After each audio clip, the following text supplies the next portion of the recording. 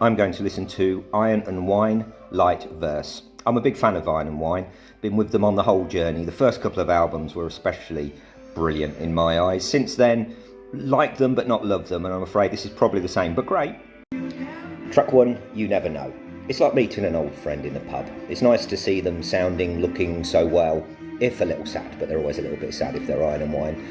He can still change your emotion on a string from sad to happy, just as he's done in that chord change. Track 2, Anyone's Game.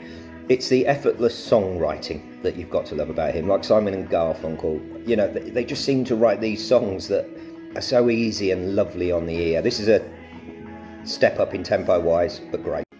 Track 3, All in Good Time. A little bit like an up-to-date Islands in the Stream with Fiona Apple. And she sounds brilliant on this. She's sort of peerless. Who doesn't love a bit of Fiona Apple?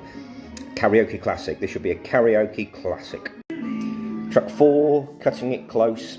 At first time I made the comparison, but it sounds like Sub John Stevens. I guess they were around about the same time.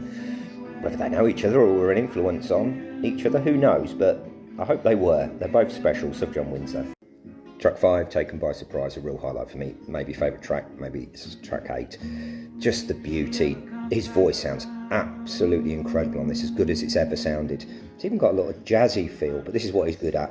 Telling a story, grabbing. Track 6, Yellow Jacket. There isn't a bad track on this album actually, perhaps I'm underestimating it. It is as good as the old stuff. Nice mellow number, orchestral all the way through with the Beatles-esque big finish, which is well worth every moment of your time. Track 7, Sweet Talk. Again, so effortless. What another highlight for me. What a beautiful song. It's a hit in any language. It's Bob Dylan, it's Donovan, it's the Beatles again. It's just happiness personified. Track 8, Tears That Don't Matter, my favourite track. I don't think I've ever heard him sound so epic. It is, it's huge. This is a huge song. It's a long song, it's got everything. And you just need to listen to it, I reckon. Track 9, Bag of Cats, after track 8. It's an acoustic number that I'm too busy thinking about track 8, doesn't do enough for me. But track 10, it goes out with more of a whimper than a bang, but they've got their money's worth from the orchestra on this track, and it's just pure beauty like the rest.